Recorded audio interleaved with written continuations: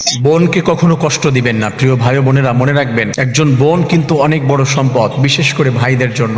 অনেক সময় বোনদেরকে মানুষ কষ্ট দেয়, সম্পদ বুঝে দেয় না, তারপরে হচ্ছে কটু কথা বলে। বোনের বিবাহ হতে দেরি হচ্ছে, বলে যে তোর চরিত্র ভালো না, তার জন্য তোর বিবাহ হচ্ছে না। অনেক মেয়ের ডিভোর্স হয়েছে, বাড়ি আসার পরে তার ভাইদের মুভমেন্ট চেঞ্জ হয়ে গিয়েছে, ভাইরা তার আর ভালোবাসে না, বলে যে তুই তো ভালো মেয়ে যদি হতি তাহলে তো তোকে ডিভোর্স দিয়ে দিত না।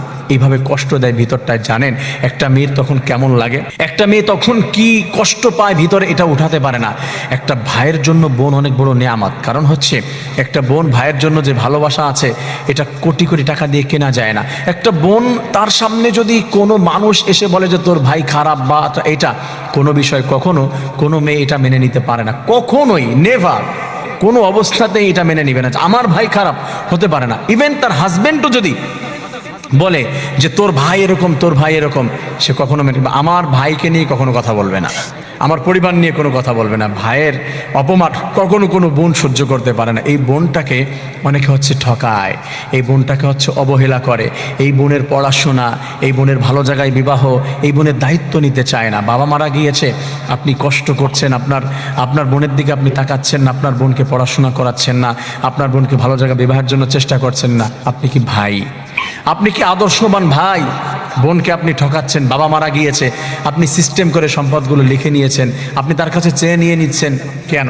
আপনার বোন আপনার বাড়ি এসেছে, 5 দিন থেকে 10 দিন যদি থাকার পরে তোরে বিবাহ দিয়েছে, এখনো তুই খাচ্ছিস কেন আমাদের বাড়ি এসে বসে? আপনি কষ্ট দিচ্ছেন বোনটাকে।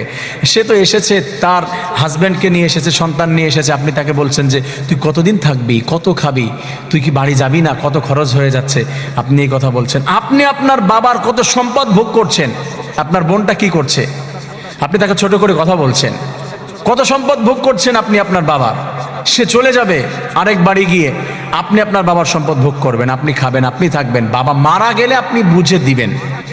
অনেকে তো সেটাও দেয় না, বোনকে ঠকিয়ে ফেলে। মনে রাখবেন, বোনকে কষ্ট দিয়েছেন, বোনকে ঠকিয়েছেন, বাবার সম্পদ বুঝে দেন নেই, নিঃসন্দেহে আল্লাহি, আল্লাহর কসম, আপনার জন্য জান্নাতকে আল্লাহ হারাম করে দিয়েছে, জাহান্নাম আপনার জন্য অবধারিত করে দিয়েছে।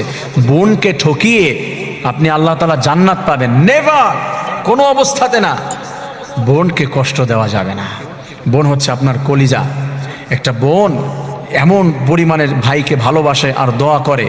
অনেক ভাই যখন ছোট থাকে, বোন কোলে করে সন্তানের মতো করে ভাইকে দিল করে বড় করে। বড় হওয়ার পরে ওই ভাই বোনকে কষ্ট দেয়, কোনো কথা বাদলেই কষ্ট দিয়ে দেয়। ওই বোনকেই হচ্ছে ভাই ঠকায়, বাবার সম্পদ বুঝে দেয় না। আবার হচ্ছে বড় বোন তাকে কষ্ট দেয়। বড় বোনের কাছে আপনি সন্তানের মতো, আর ছোট